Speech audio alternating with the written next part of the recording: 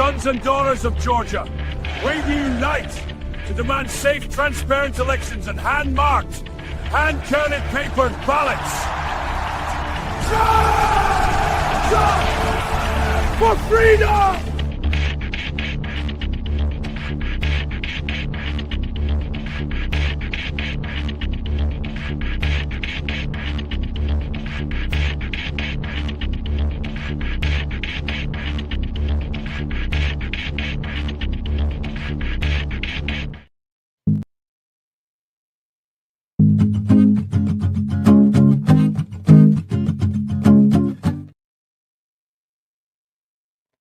Hi, welcome to Peaches and Bananas. And the question for today is, did the fat lady sing on hand-marked paper ballots? And I'm coming to you from, on the Magastruck channel on X, Rumble, YouTube, and Facebook. Please give me a watch, like, share, and follow. I want to feel your support. I need it. And especially now that I don't have Viking Dude helping me, I don't feel very much support. And this is a lot of buttons to push. And it's definitely weird to be talking to a camera by myself. The last time that I did a video, I didn't realize that my microphone broke. I'm sorry, Viking Dude, I think it broke. So you can hear me. You could hear everything else, and it was a watch party, so I guess it was okay because I wasn't doing much talking or watching a meeting, but yeah, that happened. Anyway, I'm also on Peaches 2 Bananas on X, and that's Peaches 2 Bananas because Peaches and Bananas was taken. So please give me a like, follow, share, and watch. And first up, I'll tell you what is Peaches and Bananas. And well, my name is Tania. I work for Garland and Voter GA. A lot of what we do is based in Georgia. That's a peach state. And we are working hard to maintain our freedoms by restoring transparent elections that we can trust. And a lot of what we come across is very Banana Republic sounding. So everybody's standing in the way of our freedoms. Those are the bananas. And here is a visual because the video is worth a million words. And that is a little peach colored deer looking for freedom and pushing back against the swampy rhino establishment trying to trample on our freedoms. So there you go. That's Peaches and Bananas for you. And today is the next, what would you call it? Hurdle, sinkhole in the winding road to secure election in Georgia. And what I'm going to start with is, actually I'm going to tell you a story. I'm going to tell you a story of what happened to the hand-marked paper ballot bill, Senate Bill 568. And because yeah, I'm going to just tell you where we are. Senate Bill 568, it turned out it had a deadline of March 6th to cross over from the Senate to the House, and it did not get the votes to cross over. So it actually is going over the Rainbow Bridge to Bill Heaven, and it's going to Bill Heaven because that was the bill for pre-printed paper ballots. And I'm getting a phone call. Hang on. Sorry about that. So, okay. Where was I? Yeah, Senate Bill 568, that was the bill for pre-printed paper ballots at the polls, and it had other election security provisions like penalties for bad voter registrations and requiring before and after a list of voters. That would be good for anybody auditing. And that vote happened on March 6th. It didn't have any Democrat support, but it was supported by Senate leadership, but it never had the votes, and there were 10 Republicans saying no to it all day. So it wasn't even on the list to be voted on crossover day. And voter GA and election integrity friends were on it all day trying to get the votes. Senator Dolezal, he's a bill sponsor. He forced a vote, and I'm going to show a video of him trying to sell the vote to everybody on the floor.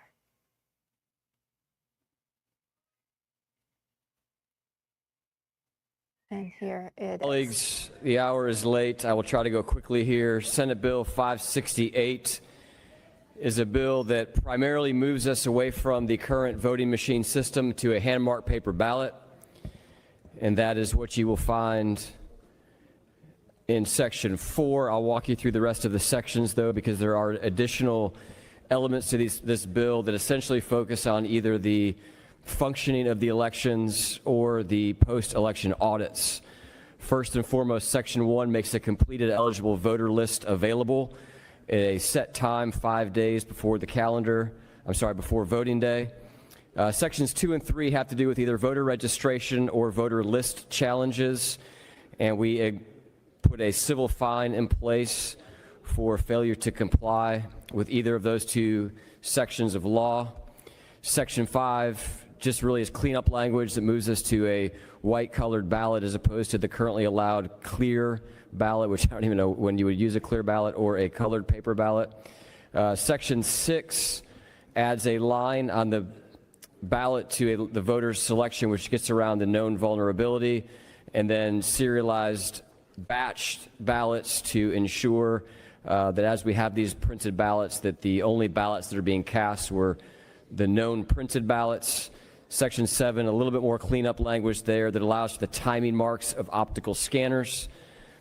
Section 8 is equipment uniformity for absentee ballots. Section 9 is advanced voting locations that are assigned as opposed to the current advanced voting location functionality, which allows voting at every advanced voting location in the 23 or so counties that actually have those. Section 10 makes a list of who voted publicly available. We added the posting to the Secretary of State's website for the current denominator language that was part of Senate Bill 202. Section 11 is really some cleanup language, and then we make security and validation logs available in Section 12. We remove the cost to get ballot images at the end of Section 12 as well. We changed the recount threshold in Section 13 from the current 0.5% to 2%, and we put hand-marked recounts in place in that section. And then we have a risk-limiting audit that gets moved to a 100% manual audit in Section 14, as well as moving the oversight of that from the Secretary of State, as it currently is, to the State Election Board. And then the last change that was made, actually there's two more changes.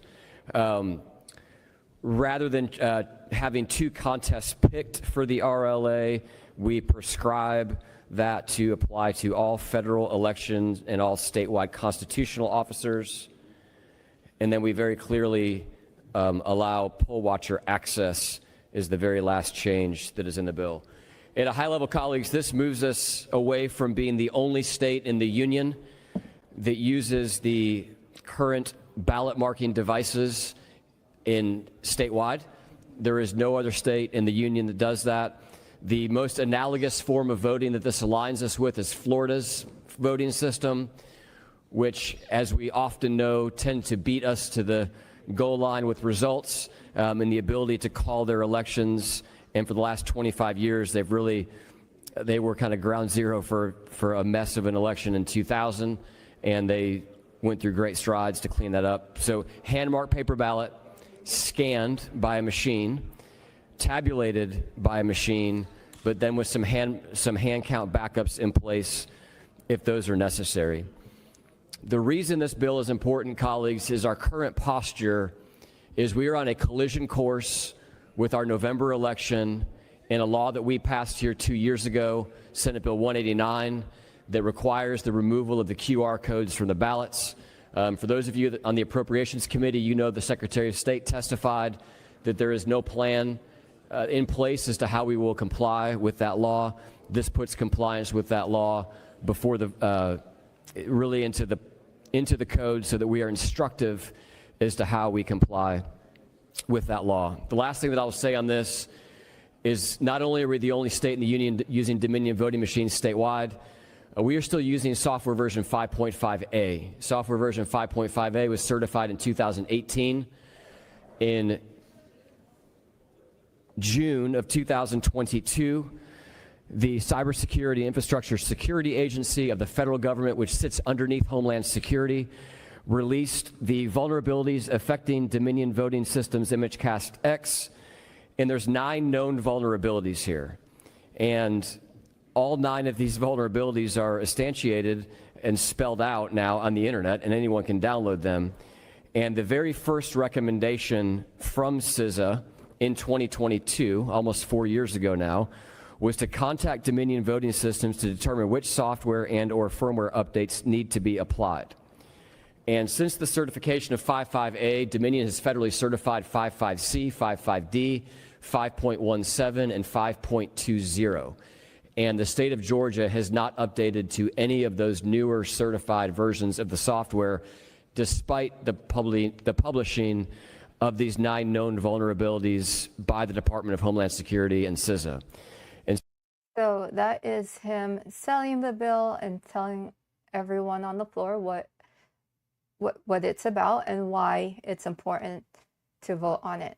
In the end, some of the senators who were saying no all day changed their mind and voted yes, but we were betrayed by 3 Republicans, and I'm going to name them.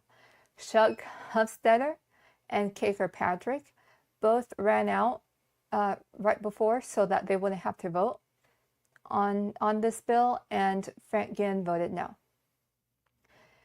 And some of the opponents to the bill was the Georgia Association of Elections and Registration Officials. So basically, those are the people who are in charge of the elections.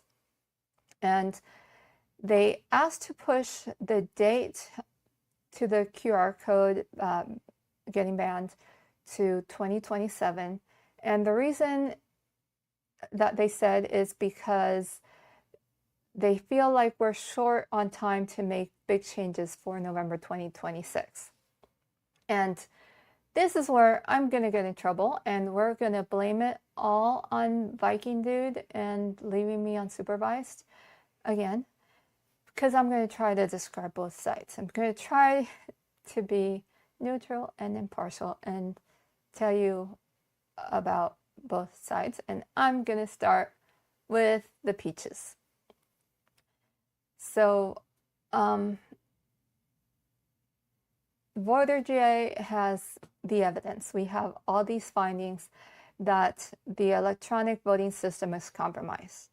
There is no transparency to it, and that's a problem too, because what gets counted is the QR code on the ballot.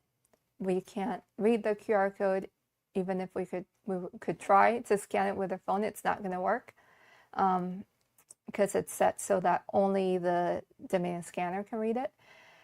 And yeah, transparency is a problem. There's also been failures where the system failed to report the correct results. And an example of that was in DeKalb County. That was only caught because the candidate didn't get any votes in her own precinct when she should have gotten at least 1 for her own vote, because she knows that she voted for her. And so who knows what other similar failures have gone unnoticed just because there weren't glaring Captain Obvious like that. If the candidate got at least some votes, they have no way to know if what the machine said was right. So like, who knows there? And then it's another reason it's that it's not secure at all. Like, the passcode to access it is known to the public. And you can go on Amazon and buy a t-shirt with it. And we also know that it can be accessed remotely. Like, remember when they say that it's air-gapped and it's closed and then it's not on the internet? Well, it can be accessed remotely. And there is evidence, it has been presented in court, that the voting system has been accessed by demanding text. But if the text can do it remotely, so can a hacker. And hackers would, erase all their tracks. Then another problem is that we don't have real audits. The state only asks the counties to hand count 2 races and a small percent of ballots. And very few counties audit all the ballots, and they don't do it for all the races. They do it for 2. So on the other side of the argument, we have the people doing the work. And they say that the bill wasn't complete. And Dolezal said it too in the meeting, that it wasn't complete and it wasn't perfect. And he was willing to work out all the kinks, anything that was missing on it. And they said that, the elections directors, the people doing the work, they had questions that not only have to be answered, they need to be answered in time to make it happen by the election. And they need to develop training and get everyone trained in something new. And companies need to be contracted for all the supplies. And all these logistics need to be ready. So for example, one of the questions that they had to do with security procedures, because with this bill, were it to pass, there would have had to be thousands or tens of thousands of pre-printed ballot at each early voting location that need to be kept secure for the 3 weeks of early voting. So, that raises the questions like, where would the ballots be kept overnight? In large counties where early voting isn't just at the elections office, they need to know where the ballots would go overnight. So there needs to be a plan for every single step that they need to do, and a contingency for when things go wrong. And all those logistics have to be set up and done carefully thought out so that they're set up right, and not leave anything up to the imagination or need to make any last-minute decisions, which was part of the problem in 2020. Because last-minute decisions don't usually work out so good. They don't want Sharpiegate, like what happened in Arizona. And like another question that they're asking is if the company printing the ballots would have the ballots delivered on time for a runoff if there's a runoff. Because election ends, it's a Tuesday of November, the first Tuesday of November, and then a runoff would happen the first week of December. So it's a 3-week turnaround to get the runoff ballots. So they want to know what happens if they ran out of ballots, or if there was a problem with that order. So I actually didn't leave the peach up by accident, because I'm not calling it bananas. I know that's not a popular opinion, because there is a lot of detail to work out. And one group, the group that I work for, is optimistic that that could happen on time for October and November. October because early voting starts in October. And the other group said that the government just doesn't move quick enough to work out every detail by then, and they didn't take the risk, because at the end of the day, everyone wants the elections to go right. And where we agree, and that's the reason why I'm not taking down the peach, is because nobody wants a repeat of 2020. We want to trust the election results at the end of election night. But what is bananas, and I'm going to get the banana up there. So there it is.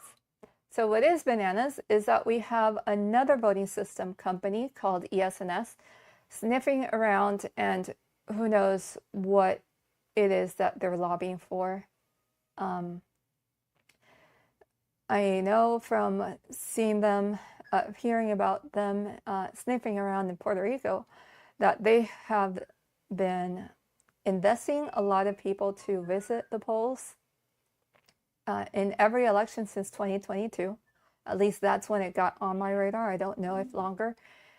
And they're collecting information on everything that's wrong with hand-marked ballots, and they have this propaganda against hand-marked ballots.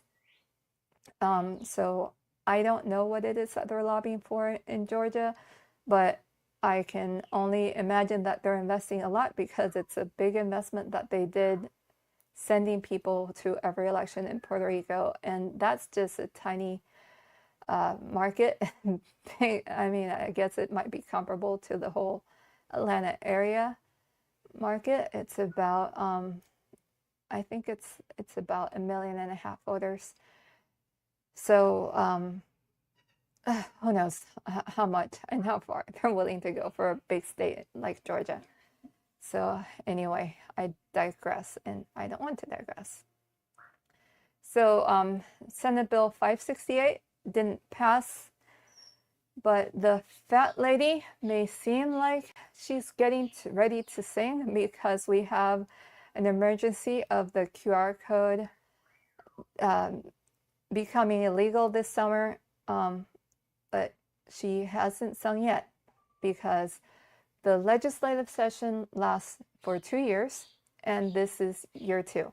So all the bills that crossed over last year are still alive and in play for this year. And there were 3 for elections. One was House Bill 397, and that was what's called an omnibus. And what that means is like a complicated, long bill with a lot of provisions. And it was banning Eric, and it had other things in it, like empowering the state election board and specifying more areas for poll watcher access. And that passed the House last year, and it's in play now. A very similar to it, Senate bill, almost twin, called Senate Bill 175, crossed the Senate, and that's in play now. And then there is Senate Bill 214. And Senate Bill, 214, 215. Hold on, give me a second. Let me check where I have the typo. Okay, fixed.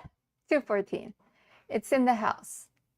And I'm asking the question, will it secure the 2026 election? It almost doesn't matter Senate Bill 214 was the ballot on demand bill that passed the Senate last year. And it almost doesn't matter what is in those bills. So I don't know why I'm telling you all these details for House Bill 397, Senate Bill 175, and Senate Bill 214, because it really almost doesn't matter what's in those bills. They can't get changed. Anything can get added into them, including the language from Senate Bill 568. If it sounded good what Dolezal was saying in his video. But on Tuesday, St. Patty's Day, the House heard Senate Bill 214, and Max Burns introduced a whole new draft in it. He changed it.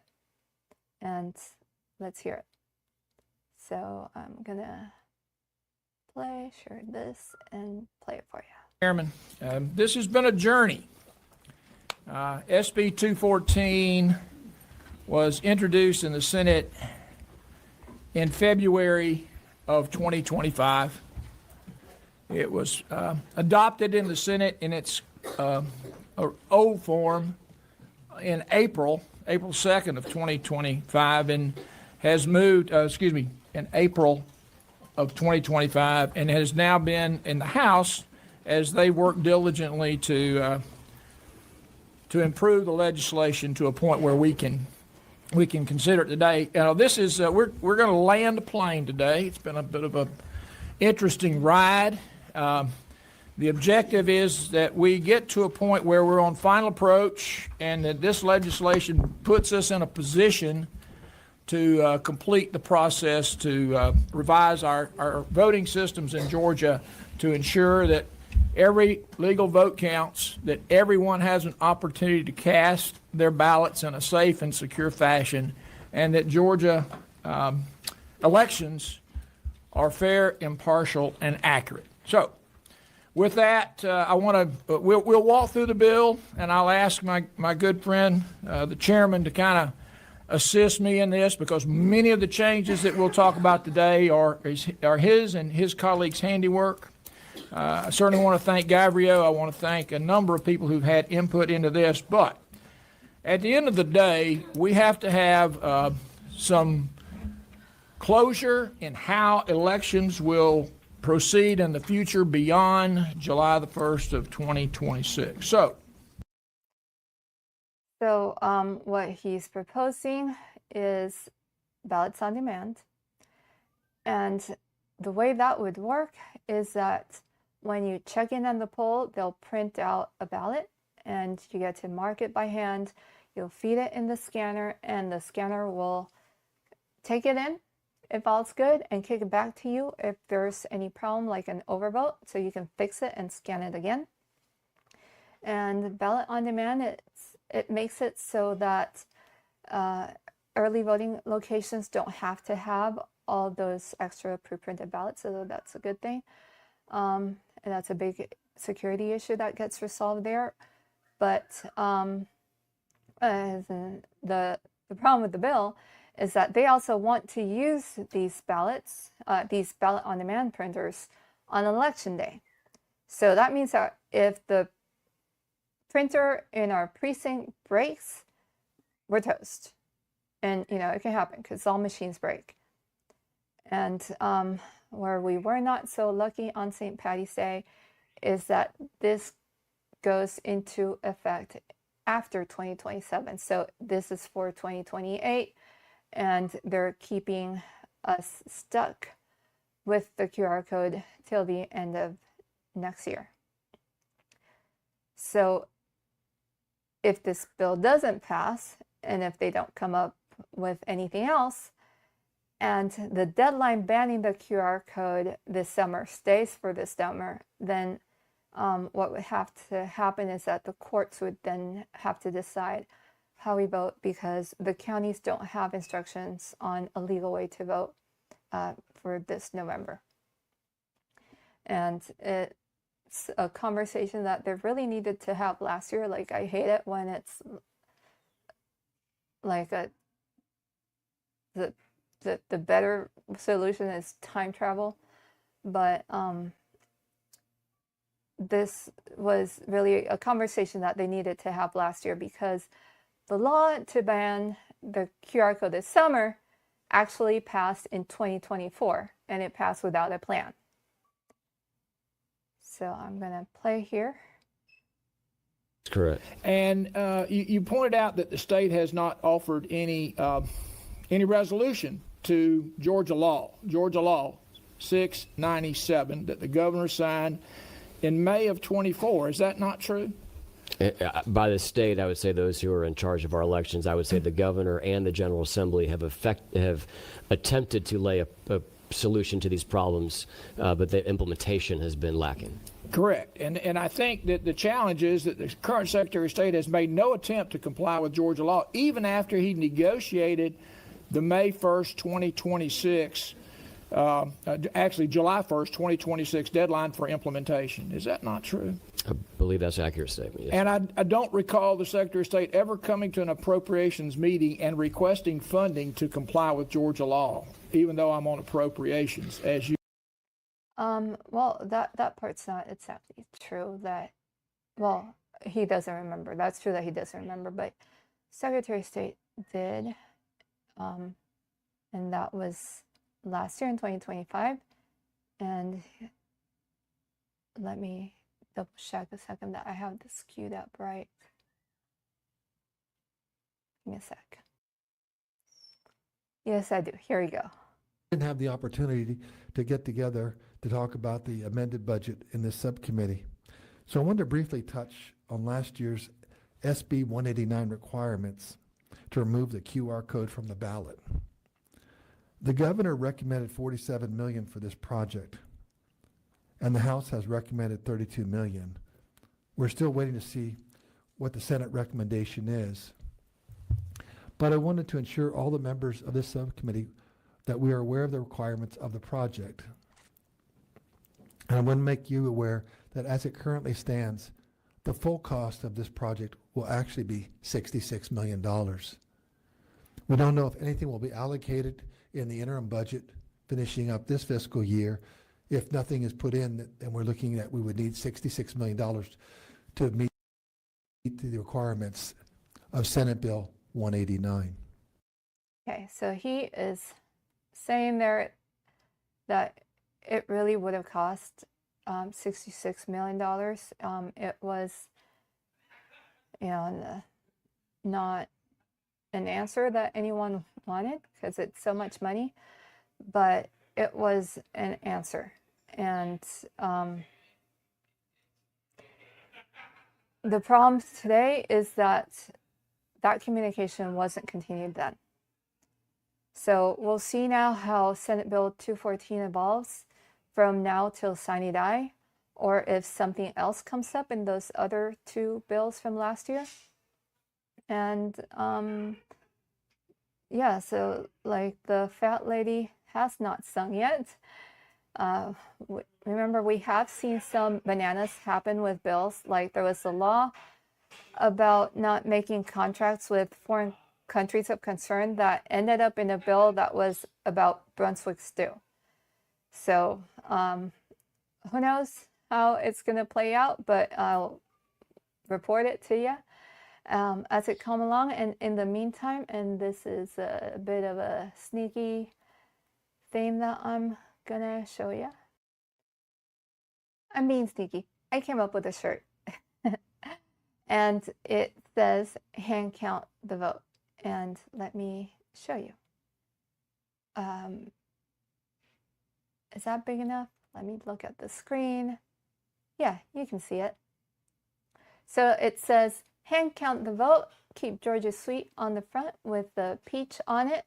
The back says, Georgia peaches crave hand-marked, hand-counted ballot.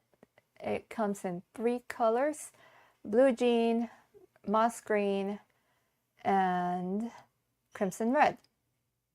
And I priced it at $25. This is actually less than what the site suggested me to price it because of the cost in printing it. And there's a shipping charge too. That's why I brought down the cost too, because that shipping is not included. I think it's like $3.99, something like that. So you can get together with your friends and put in an order together if you want to save a little bit that way. But yeah, I wanted it to look vintage because we're talking about ditching machines and going back to electronic-free voting.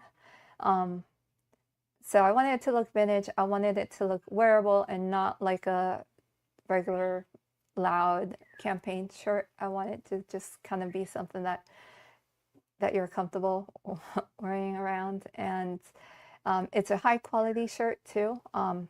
It's real soft cotton, I think. And it's if you're familiar with the banana colored shirt that Garland has for his mega campaign, it's the same brand.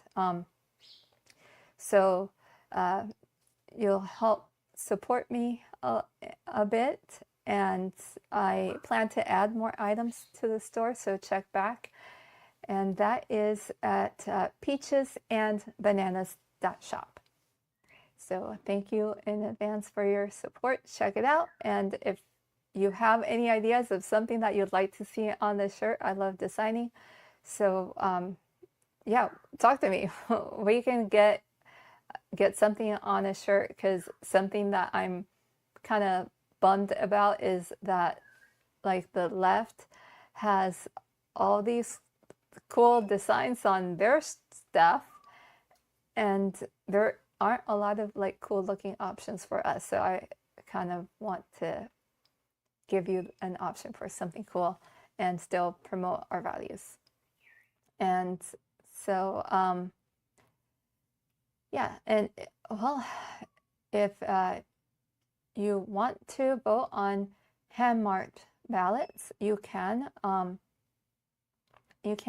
for this primary election, and that is the mail-in ballot. So the first thing that you need to do is make sure that you're registered by April 20th. And if you are registered, check with your county elections office to make sure that they have your address right. If you moved, you want to make sure that they have your current address so that they give you the ballot for where you live. And you can request your absentee ballot right now until May 8th. I wouldn't wait till May 8th because that's where you start getting into, if there's delays with the mail, which have happened before, you want to give it time to get to you. And the earliest day that the absentee ballots get mailed is April 4th. And if you want to get a mail-in ballot, the first thing that you need, or the place to go, is you can download the form from mvp.sos.ga.gov. It's 2 pages that you need to fill out and sign. And Georgia requires that you apply. So unlike other states that might randomly mail out ballots, Georgia requires the voters request them, and it needs to be a paper with a signature on it. And if you don't have a printer, and you can request them from your county elections office. You can give them a call, and they'll mail one to you. Just make sure that you fill it out as soon as possible. Turn it back to them. You can take pictures of both pages and email that to them. And that's kind of like the best way, rather than using the MVP portal. At least elections director have told me that they prefer to receive them because that way they can check it on the spot. And if there's issues, and I know people that it's not technology, it's just absent-mindedness. They missed something on their application that the elections office then had to say, is it, just ask for a correction. So they'll do that. They'll help you out. And you want to make sure that you get that in. Then ballots will start getting mailed on April 4th. If life happens, and it does to me, that sometimes, like this week I had a big life happens kind of week. And you get close to May 8th, you can still apply for it anyway. And if it doesn't get to you, don't worry. You can vote anyway. You can go to your precinct and let them know that you didn't receive your ballot, and they can cancel the one that's flying in the air. They can cancel it, and you can vote. And in canceling, they'll make sure that that ballot that was sent to you does not get voted. So they'll completely invalidate it, and you don't lose your opportunity to vote. And the most secure way, what Voter GA recommends to safeguard your ballot, is to deliver it in person to the elections office, preferably on election day. So that way you vote on election day, and they'll check it out. They'll check the envelope out to make sure that they can credit you right and let you know on the spot if there's any issues, and they can fix it on the spot. So that is all for today. And this show on Did the Fat Lady Sing on Hand Marked Paper Ballots. Thank you for joining. I will leave you with Viking Dude singing our show song, and I'll see you next time.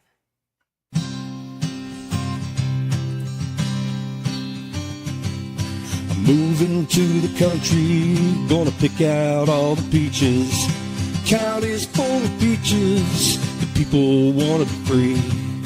I'm moving to the country, gonna pick out all the peaches. Gonna vote on paper ballots, paper from a tree. I took a trip to Cherokee, they had a head count I could see, and I knew it was for me. I cast my ballot fair and free. Yeah, yeah, yeah.